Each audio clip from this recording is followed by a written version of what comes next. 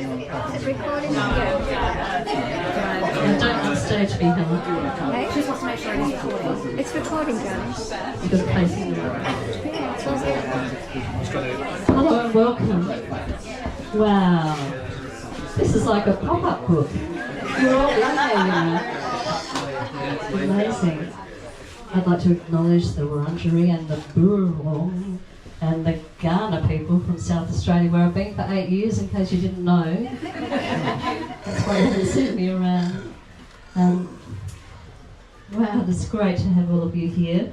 I thought I'd do a little reading, and I thought I'd read about the performance that I did in here, in this dress, in 2013, 2015. Tall dumpler. Dress. I'm just watching. The audience enters to the sound of a train in motion and images of landscape. Oh, hang on. Play the music as a backing track. There we go. To the sound of a train in motion and images of landscape passing, fitted into a side window. Swedish hillsides and lakes, Indian urban structures, Australian paddocks of hay bales, real footage from my travels. Another projection into the front end window shows the tracks falling behind. It's not there now, so. In the centre is a pile of old brown suitcases in which 2 projectors and an audio speaker are hidden. I can be seen through the central partition. At the other end of the carriage, an old seat, leaning by an open, curtained window, rocking with eyes closed as if with the motion of the train. Reflections from the projected landscapes fall across the glass beside me, dropping into the dreaming place, into the shared memories of train travel and watching the landscape go by. Enough time passes to allow the audience to enter, up to 15 or 20, and to move into the space. Not everyone sees me at first. Those who do may move closer or find a vantage point to observe me through an opening or reflected in a window. I slide to the floor and begin to roll around gradually into meetings and herdings of the audience bodies. I'm in white coveralls, similar to the tunnel, but now they are fabric and styled like period pantaloons, topped with a short velvet cape that wraps itself around my head, blindfolding me as I roll. I'm sleeper sliding down the aisle. Luggage come loose. It is daytime, but I have blacked in the windows except the one where I was sitting, so it's murky. My awakening meets the waterfall music or someone's leg, and I snap the lights on. The falling folk dance out of one cubicle and into the next. 2-stepping Nikki Fletcher down the aisle. Slow motion nose diving through the partition, dressing a little girl in my inverted cape.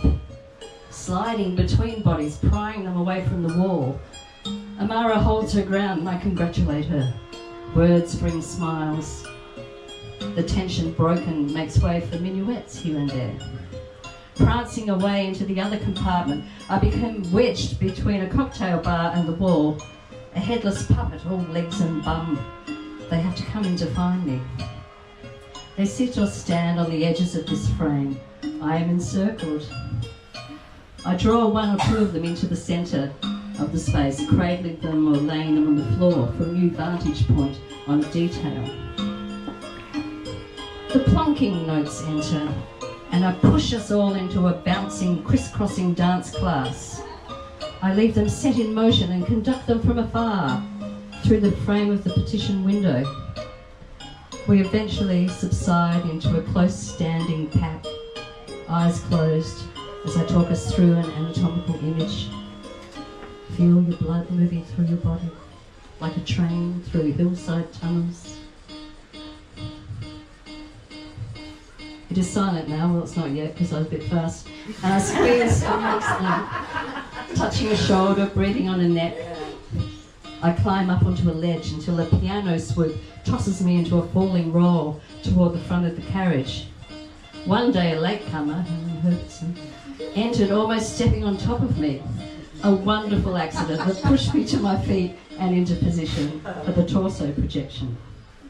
A heart drawn on my chest disappears into my closing hand. A flower opening in my other palm jumps onto my forehead, becoming a window of passing landscape. I shrug it off as the mini-me crawls over my torso.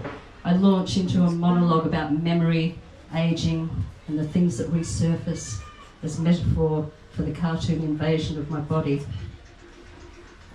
Gradually stripping out of my covering to reveal the green floral ball gown, cocktail hour music turns it into a magic show, a jokey sleight of foot. The pantsuit is still attached at the ankles, my flattened form like a white shadow across the floor. The costume becomes victim that I cradle, then handsome stranger to chat to, then corpse laid out on the seat. I lay above it on the seat arms, an illusion of levitation, before sliding myself head first out the open window. Gone. A window slides open at the other end of the train. I crawl back in, landing into headstand before falling onto the floor. Now I'm dancing through 100 dangerous events. I'm spiralling into the whirlpool. I'm crawling through the tunnel. I'm on the ledge of the 5-story building. I'm hanging under the bridge. I spin fast and long at close range before being flung into the distance. A dance of death subsides into a love poem as I make my way back, revisiting positions and collisions gone by. A slow retreat back to where I started.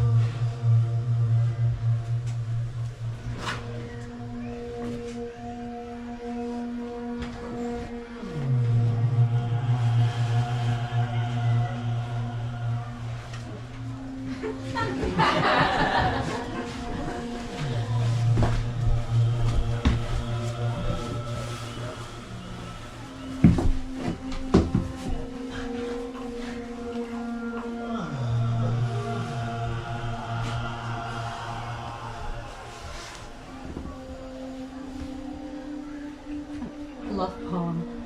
Me too. For the Red Rattler. It began as a clumsy collision, our bodies bumping and bruising with each dance of the carriage. A rattling rumble. Titti-katti.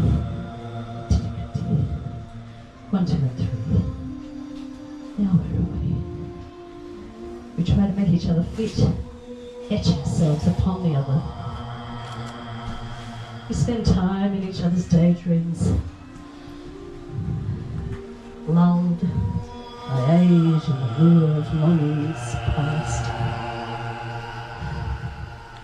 Slipping into sleep, your edges soften, and I can crawl in and explore your secrets, crawl into your corners, balance on your broken edges, scramble across your scarred surfaces. I find messages of forgotten codes and lost loves, a ticket, a talisman, a truth that proof a telling. I don't let up. Why are you leaving? Where are you going? I'm shaking you awake and launching into it until I'm impaled, expelled, laid bare, undone. This time together is peeling me like wallpaper groaning off a wall. You skin me, and the hot red mess of my life spills out, staining the floor. A murder on the Disorient Express. You remind me that my body's a vintage carriage and I'm a passenger in it on this journey. My life is running through me like a film, a stream of postcards and blurred impressions, merging into a melancholic rhythm. Possibilities flash past us and within us, like air rushing past bodies plummeting to earth, and we're dropped into each other's arms with a jolt. Where am I? And almost death. A pleasurable preview of another place. Beyond the confines of this carcass. Outside the evanescent rumblings of flesh. But no, we're not there yet. This isn't truth, it's transience.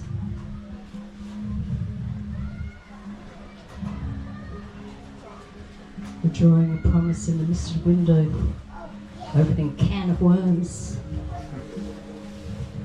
wanting distance.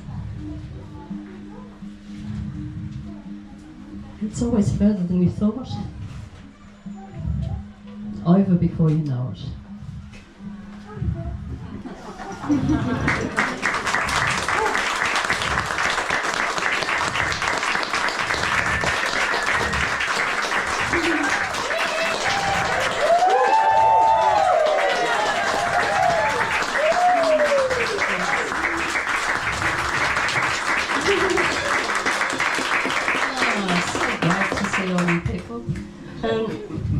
Now, I just want to read one more thing. So, the book is really, I mean, it's my dance history and my personal history, but it's also your history. You know, it's a way to acknowledge not the famous mainstream people, but to acknowledge all of your roles in that, in my life.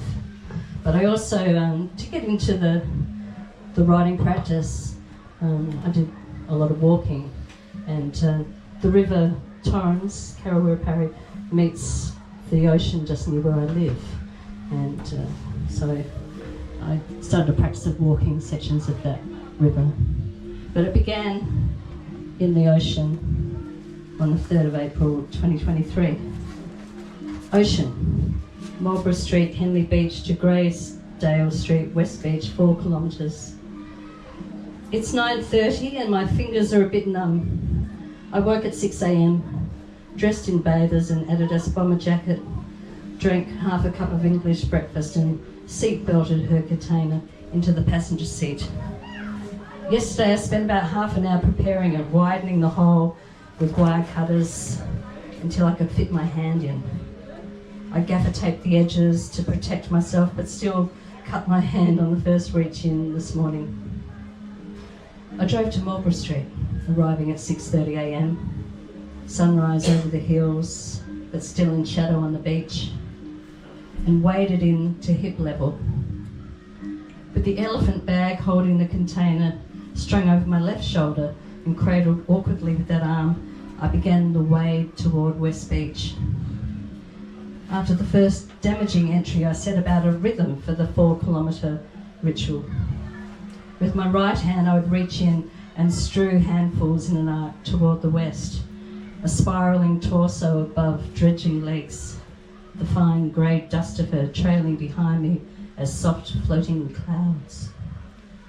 The first dozen handfuls happened quickly, and I'd only reached Hague Mansions, so I slowed my rate of less beats per minute, steadier push against the weight of the water, deeper breaths, letting the to and fro of this last dance together be a crossing of Jordan, leaving no footprints.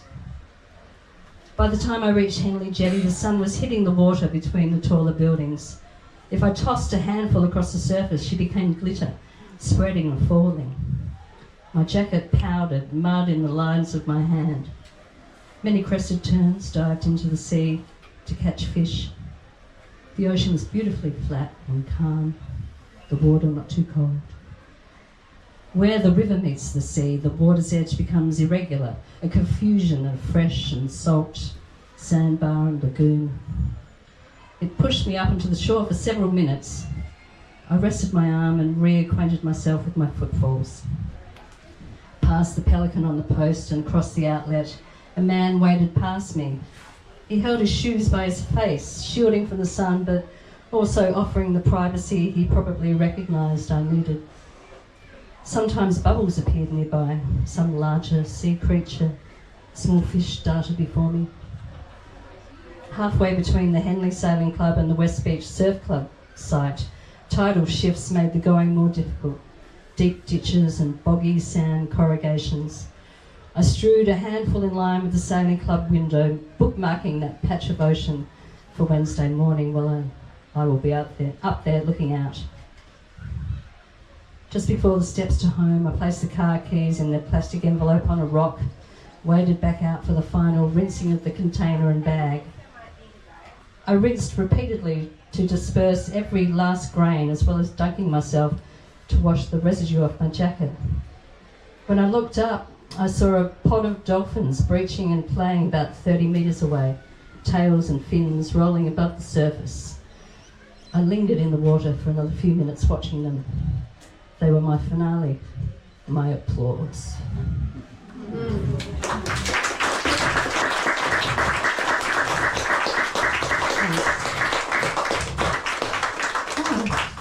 Thank you.